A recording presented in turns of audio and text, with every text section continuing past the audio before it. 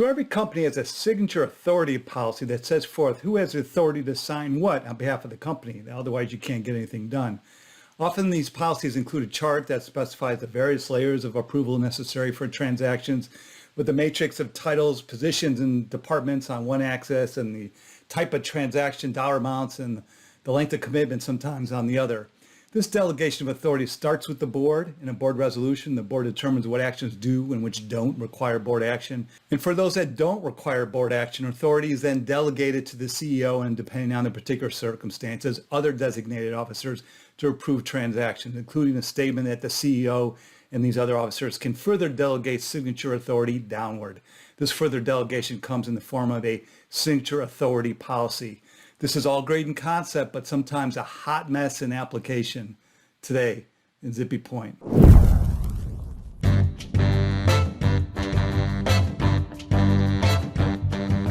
I'm Brock Romanek. I'm a big fan of use. Signature authority policies are an important part of internal controls. People need to sign off with the confidence that they have the authority to do so. If they don't have the authority, the contract might be voidable. That's quite a risk. There are a number of items about signature authority that everyone knows. Subordinates should be prohibited from approving transactions for their superiors. There should be a segregation of duties so the one initiating a deal isn't also the one approving the deal. And for larger transactions, at least 2 signatures are required. But here are 7 things you may not know about signature authority policies. 1, making the chart widely available. 2, challenges of enforcement. 3, use of a GC catch-all. 4, checking with finance first. 5, material things require board approval.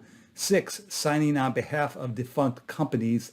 7, getting directors to sign nonUS deals. 1, making the chart widely available. So one of the biggest problems that typically arises is that companies don't widely publish their signature authority chart internally within the company. And without access to the chart, people aren't even aware that one exists, or they don't know the particulars of it. They don't know who has the authority to sign for what. So it becomes a gray area, and this is maddening. The reason not to publish a chart is that it becomes outdated fast. Someone leaves, gets promoted, people are always on the move. And as a result of this, you wind up with 2 extremes. The people don't care, or they don't know about the chart and sign anyway, and then the ones that are frozen because they're not sure they have the authority to act. It's a real dilemma. So the bottom line is, the way I think it should be done is, you should ask, would I get in trouble for signing this contract, this deal? Is it in my budget? Did I use my judgment? 2, challenges of enforcement. It can be challenging to know what is going on within the company. You have so much else to do. You can't be everywhere else. I'm talking about the lawyer who's enforcing the signature authority policy. You can't be sticking your nose in everybody's business. So the reality is that you just don't have much visibility about who's signing what. Even if you did know, it might not do you much good. Most higher-ups assume they can sign for anything, right? A lot of people are resistant to issues that arise in this area. What do you mean I don't have the authority? That kind of thing. So you'd be the unpopular no guy or gal if you insert yourself into a potential problem. 3, use a GC catch-all. So here's a hot tip. In either the board resolution that designates authority to the CEO or in the signature authority chart itself, also delegate authority to the general counsel for things that don't neatly fit within the 4 corners of the signature authority chart. That way you have an outlet for matters that fall into a gray area, but clearly are not worth bothering to get board approval. The last thing you want to be doing is hassling the directors to sign off via a unanimous and written consent on something clearly not worth their time.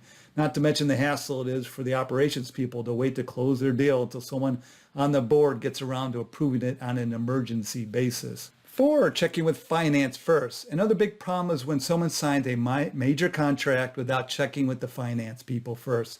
The CFO blows a gasket because someone just encouraged a large expense, a huge expense at the end of March, and blew the first quarter results. There needs to be a mechanism where notification of these things flow to the right people in the financial department.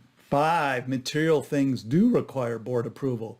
Something might be so material that it triggers a Form 8K that needs to be filed with the SEC. This is the kind of thing that should require board approval before it's signed. So the board doesn't want to delegate too much of its authority away. 6, signing on behalf of defunct companies. So depending on how many subsidiaries a company has, a big problem can be that someone signed on behalf of a company that doesn't exist anymore. They've been signing their contracts on behalf of Marcus Widget Company's aerospace enterprise, and the legal department stopped filing official paperwork to keep that subsidiary alive a long time ago. So cleanup by the legal department might need to ensue, but unless the problem is so old that it's not even worth hassling about, and you just let it go. 7, getting directors to sign non-US deals. So occasionally an issue will arise in non-US situations where the other party wants a director to sign. It's a thing overseas sometimes. But you don't want to bother someone on your board or the entire board itself. So you could typically get a director who sits on the board for one of your subsidiaries to sign. And that's typically one of your officers, like your general counsel or your treasurer, your CFO. They can sign. Perhaps you're a director on one of the subsidiaries. Maybe you can be the director that signs that contract.